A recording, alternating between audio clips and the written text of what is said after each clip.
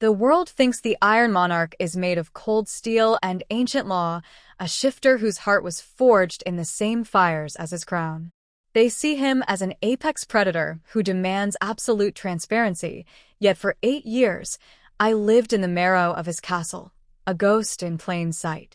Most stories begin with a girl finding her voice, but mine began with a violent snapping of my own spirit, a choice made at 10 years old to lock my secrets behind a wall of permanent, suffocating silence.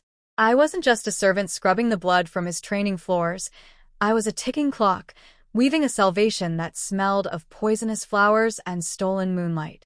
But as I watched the monarch's amber eyes track the movement of every noble in the room, I had to wonder, how long can a wolf live with a phantom before he decides to hunt it?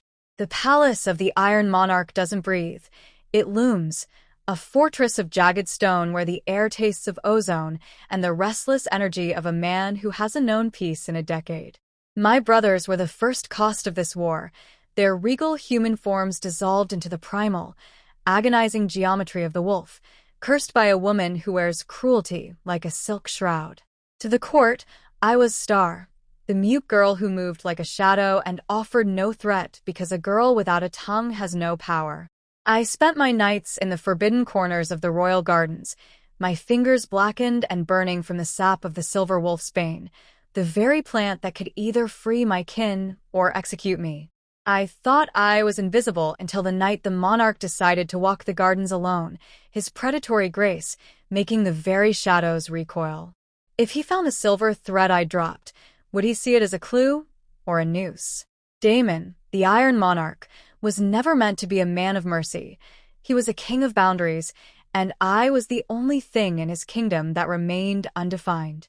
That night in the garden, the air grew heavy, thick with the scent of winter, and the metallic tang of his shifting aura, a power so vast it made my inner wolf whimper in recognized submission. I pressed myself into the thorns of a topiary, my breath shallow and hitching, watching as he picked up the single strand of glowing fiber I'd left behind. He didn't call for the guards, and he didn't growl in frustration. Instead, he brought the thread to his nose, his nostrils flaring as he caught a scent that shouldn't exist in a servant's world. He looked directly at the darkness where I crouched, his eyes burning with a molten, terrifying gold that suggested he wasn't just looking for a thief, but for a soul. Was he searching for a mate, or was he just looking for something to break?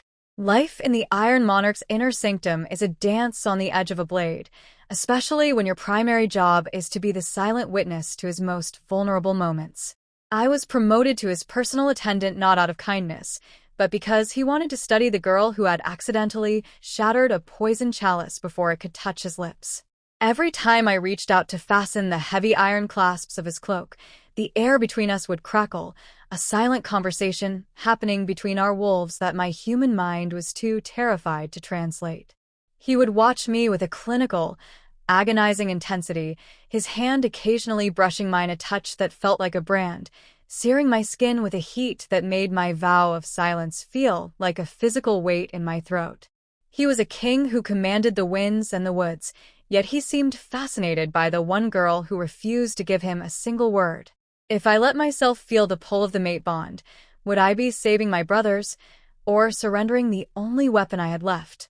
The Iron Monarch's fascination eventually turned into a quiet, domestic torture, as he began to treat my silence not as a disability, but as a sanctuary. He would speak to me of the pressures of the crown, of the cold emptiness of a throne room filled with sycophants, his voice dropping to a gravelly whisper that vibrated in my chest. There was a subtle, almost alien logic to the way he moved. He was a king who could kill with a look, yet he'd spent 20 minutes watching me arrange books, his head tilted as if he were trying to hear the thoughts I refused to speak. "You have the eyes of a queen and the hands of a peasant, Star," he remarked one evening, his thumb tracing the curve of my jaw with a tenderness that was far more dangerous than his anger. I wanted to scream the truth, to tell him that the woman he was being pressured to marry was the same witch who had turned my brothers into monsters.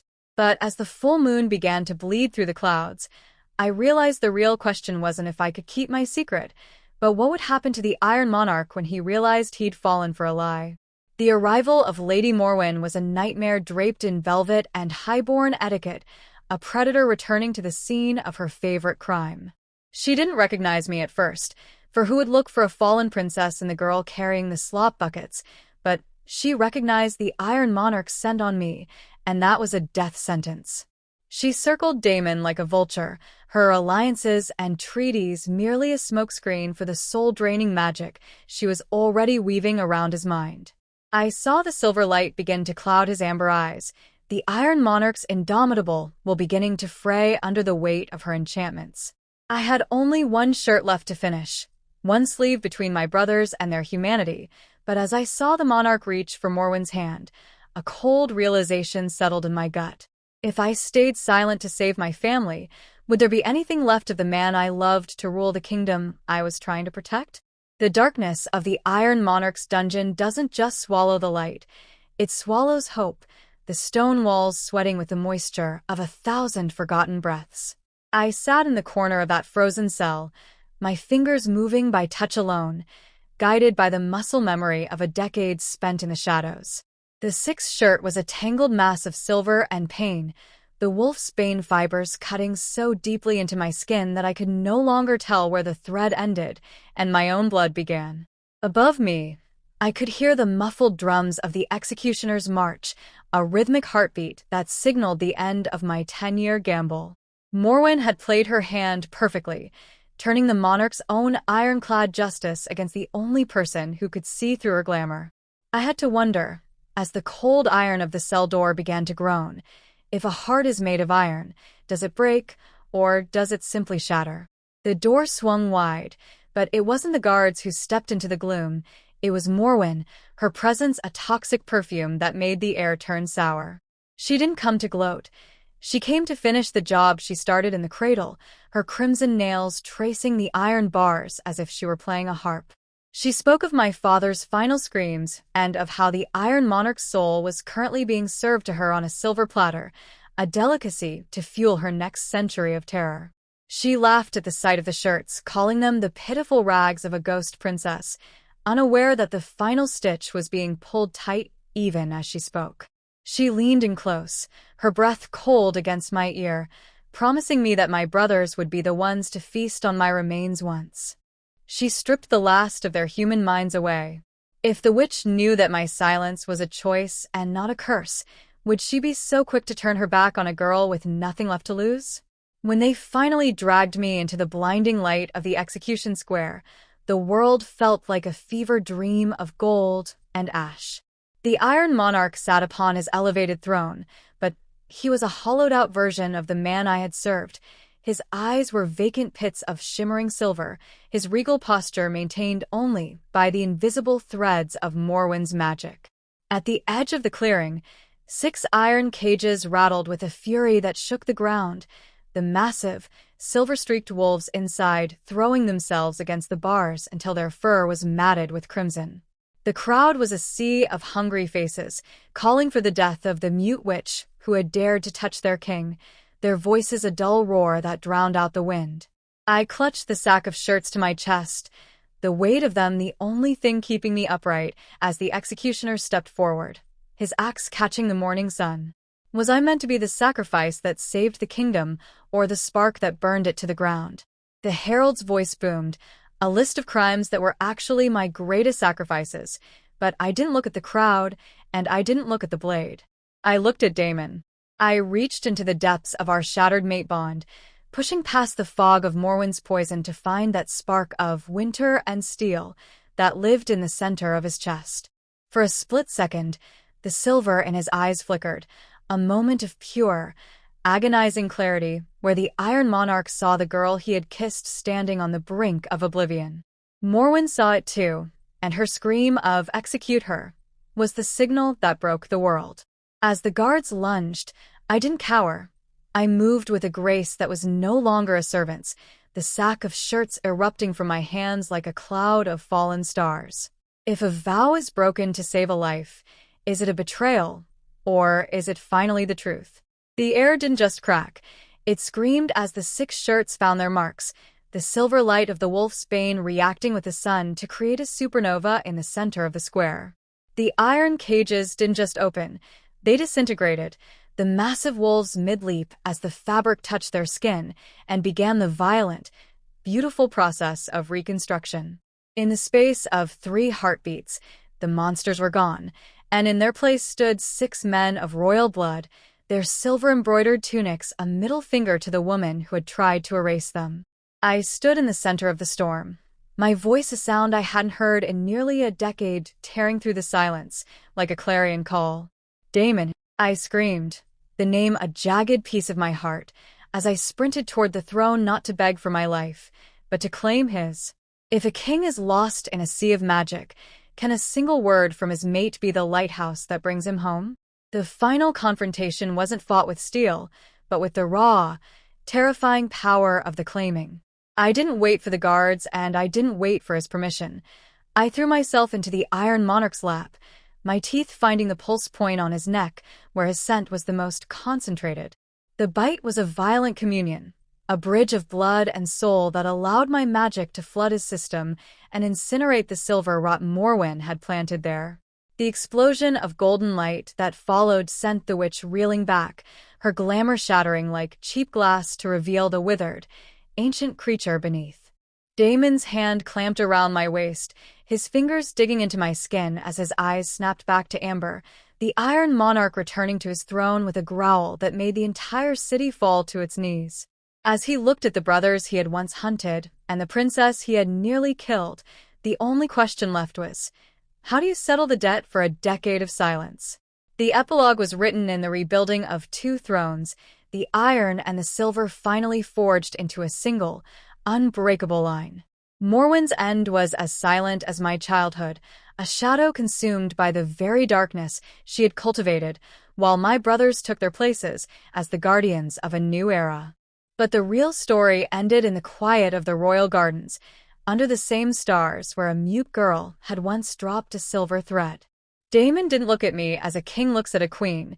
He looked at me as a man looks at the air he breathes, his hand never straying far from the mark I had left on his neck. We stood at the edge of the forest, the howl of the pack echoing in the distance, a reminder of the wildness that had saved us both. I had spent 8 years pretending I had no voice, only to realize that the most powerful things in the world are the things you don't have to say. If the Iron Monarch had everything, why did he look like he'd only just started to live? The aftermath of the Great Reclaiming was not the quiet peace of a fairy tale, but a loud, jarring transition of power that shook the very foundations of the Iron Monarch's court. The palace, once a tomb of secrets, became a hive of frantic motion as the nobility scrambled to erase their complicity in Morwen's reign of shadows. My brothers, men who had lived for a decade with the sensory overload of the wolf, found the transition to silk and stone nearly unbearable, their movements still twitchy and predatory as they walked the halls of their new allies. I watched Caden, the eldest, standing by a window and tracking the scent of the wind with a longing that told me the forest would always have a piece of his soul. But as I approached him, his hand falling naturally to the hilt of a sword he hadn't held in an age, I saw the flicker of a new fear in his eyes, not of the witch, but of the responsibility of a crown he had long since mourned. If you spend 10 years as a beast, can you ever truly learn to trust the man in the mirror again? In the heart of the royal wing, the Iron Monarch's chambers remained a fortress within a fortress, but the air inside had changed from the cold scent of ozone to something warmer, deeper, and infinitely more intoxicating.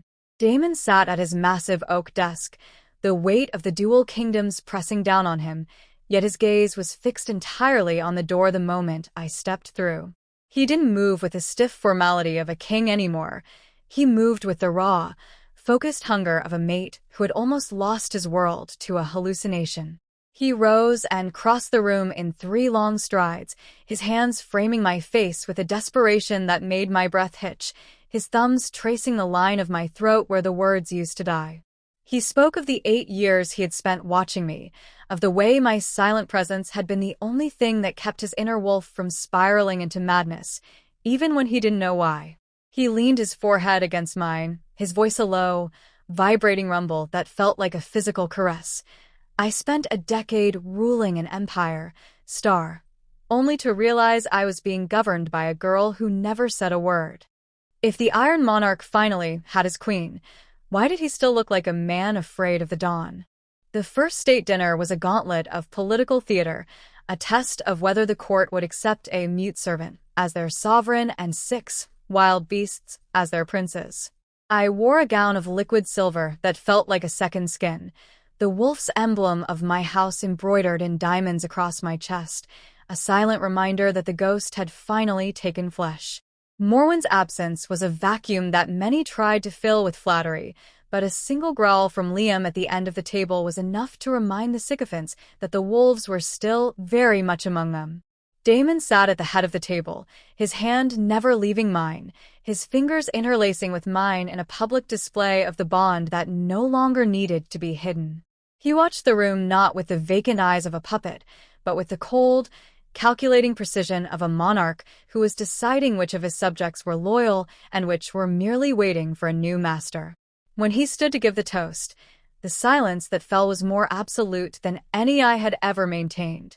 Could a kingdom built on iron and blood truly be held together by a love forged in a dungeon? As the weeks bled into months, the Iron Monarch and the Starlight Queen became legends whispered in the taverns and the high halls alike, a story of a silence that shattered a curse. We spent our nights in the gardens where the wolfsbane still grew, but now it was a symbol of medicine and memory rather than poison and pain. My brothers eventually returned to Silverest to rebuild our father's legacy, but they left a part of their pack with us, a bridge between 2 lands that would never be broken again. Damon and I stood on the highest balcony as the first winter snow began to fall, the white flakes caught in his dark hair like tiny, frozen stars. He turned to me, his amber eyes soft with a peace I had spent my life trying to earn for him, and asked me a question he had been holding back since the day of the execution.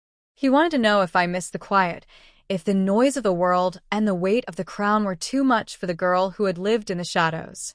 I looked at him, my voice now a tool of power and a vessel for love, and told him the only truth that mattered. Silence was my prison, Damon, but you are my song. If the story was finally complete, why did the wind in the trees still sound like a beginning? The final chapter of the Iron Monarch's reign and the Starlight Queen's ascent does not end with a coronation, but with a quiet, bone-deep understanding of what it means to be truly heard. The transition from a ghost to a queen is a violent birth, one that required the shedding of my protective skin of silence and the donning of a crown that felt heavier than any iron shackle. In the months that followed the Great Reclaiming, the palace of the Iron Monarch transformed. The cold, metallic halls began to echo with the laughter of my brothers and the steady, rhythmic heartbeat of a kingdom no longer gasping for air. We sat together on the eve of the winter solstice the same night that, 10 years ago, saw the fall of Silverest. But tonight, there were no screams. There was only the crackle of the hearth and the scent of cedar and aged wine. I looked around the table at my 6 brothers, men who had traded their fur for silk, but kept the wild, protective glint in their eyes. They were no longer the broken beasts I had tended to in the mud. They were the architects of a new world. But as the firelight danced in Damon's amber eyes, I realized that while my brothers were my blood, the man sitting beside me was my soul. The question that had haunted me for a decade, whether I was worthy of the space I occupied, had finally been answered by the weight of his hand in mine. The true end of our story didn't happen in the throne room, but in the small, forgotten attic where I had spent 8 years weaving my brother's salvation. I returned there one last time, the silver threads of the 6 shirts still embedded in the cracks of the floorboards like stardust. Damon followed me, his presence filling the cramped space until the very walls seemed to expand to accommodate him. He didn't speak. He simply watched as I touched the old wooden loom, the instrument of my long torture and my ultimate victory. He reached out, his fingers tracing the scars on my palms, marks left by the wolf's bane that would never truly fade. He brought my hands to his lips, his voice a low, jagged whisper that carried the weight of every silent prayer I'd ever offered. "You saved them with your hands, Nova," he murmured, "but you saved me with your heart." In that moment, the Iron Monarch was gone, replaced by the man who had loved a shadow until it became a sun. If we are defined by what we survive, are we now the masters of our fate, or simply the survivors of our own legends? As we walked out onto the balcony overlooking the United Kingdoms, the first dawn of the new year broke over the horizon, painting the snow in shades of violet and gold. The people below were no longer subjects of a tyrant, but citizens of a pact, their voices rising in a distant, melodic hum that felt like the world's first true breath. I realized then that my silence hadn't been a void. It had been a cocoon, a necessary darkness that allowed me to grow the wings I needed to carry a crown. I leaned into Damon's side, the iron of his nature now a shield for the light of mine, and for the first time in my life, I didn't look back at the forest or the cages. I looked forward to it. The silence was over. The curse was ash, and the girl who had no voice was now the woman whose word was law. We were the iron and the star, the cold and the heat, the beginning and the never-ending. And as the sun climbed higher, I knew that the greatest stories aren't the ones that end, but the ones that finally find the courage to begin. If Nova's sacrifice moved you, don't let her story end here. The Iron Monarch and his Starlight Queen are just one of the many legends waiting to be told in this library. If you want to see more high-stakes werewolf romances, epic transformations, and the kind of love that shatters curses, hit that like button right now and subscribe to join our pack. Comment below. Would you have stayed silent for 10 years to save the ones you love? Your support keeps these stories alive. See you in the next chapter.